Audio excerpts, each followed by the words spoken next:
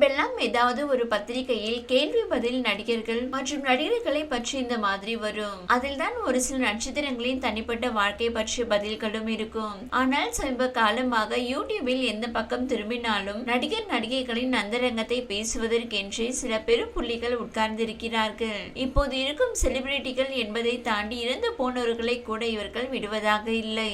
ஏற்கனவே நிறைய நட்சத்திரங்களுக்கு இது போன்ற பேட்டி கொடுப்பவர்கள் மீது கோபம் அதிகமாக இருந்தது. ஆனால் யாருமே இதை தடுப்பதற்கான முயற்சிகளை எடுக்கவில்லை. கடைசியில் இந்த பூனைகளுக்கு மணிக்கட்டி இருக்கிறார்கள் நடிகர் சங்கத்தின் முக்கிய தலைவர்கள் நாசர் மற்றும் விஷால் நடிப்பில் வெளியான மதகத ராஜா திரைப்படம் திரையரங்களில் வெற்றிகரமாக ஓடிக்கொண்டிருக்கிறது.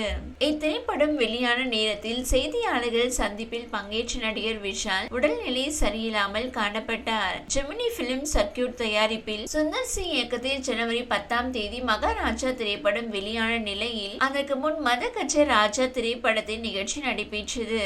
அதில் நடிகர் விஷால் உரிமையாளர் உதவியுடன் மேடையில் ஏறி நடுக்கும் கைகளுடன் மைக்கை பிடித்து பேசினார். அவரது கண்களிலும் நீர் கசிந்து கொண்டு இருந்தது. இந்த வீடியோ வைரலான நிலையில் விஷாலின் உடல்நிலை குறித்து அதிகாரப்பூர்வ அறிவிப்பு எதுவும் வெளியிடப்படவில்லை. விஷாலின் மக்கள் தொடர்பு நிர்வாகிகள் அவருக்கு வைரல் காய்ச்சல் இருப்பதாக மருத்துவ சீட்டை மட்டும் வெளியிட்டனர். ஆனால் இது இணையத்தில் விஸ்வரூபம் எடுத்து பலர் விஷாலின் உடல் நலம் குறித்து தங்களது கருத்துக்களை பேச தொடங்கினர். இந்நிலையில் நடிகர் விஷால் குறித்து யூடியூபர் ஒருவர் அவதூறாக பேசியதாக கூறி நடிகர் மற்றும் தென்னிந்திய நடிகர் சங்க தலைவருமான நாசர் அளித்த புகாரின் கீழ் யூடியூபர் சேக்வேரா மற்றும் 2 யூடியூப் சேனல்கள் மீது தேனாம்பேட்டை போலீசார் 3 பிரிவுகளின் கீழ் வழக்கு பதிவு செய்து விசாரணை மேற்கொண்டுள்ளனர். மூத்த நடிகரும் தென்னிந்திய நடிகர் சங்க தலைவருமான நாசர் அளித்த புகாரில் யூடியூபர் சேக்வாரா என்பவர் நடிகர் விஷால் மது பழக்கத்திற்கு அடிமையானதால் அவருக்கு உடல் நல குறைவு ஏற்பட்டு கை கால்கள் நடுக்கம் ஏற்பட்டுள்ளது என பேட்டியளித்துள்ளார். இது ஆதாரமற்றது,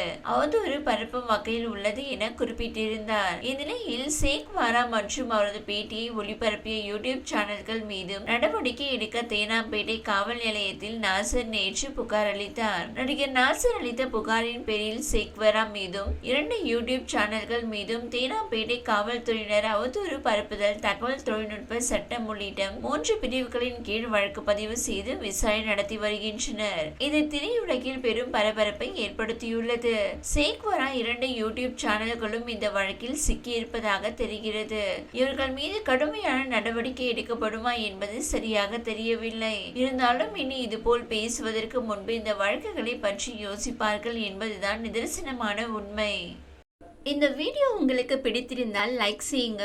மேலும் இதுபோல் வீடியோ தொடர்ந்து பார்க்க நம்ம ஒரு சேனலை சப்ஸ்கிரைப் மற்றும் ஃபாலோ செய்யுங்க.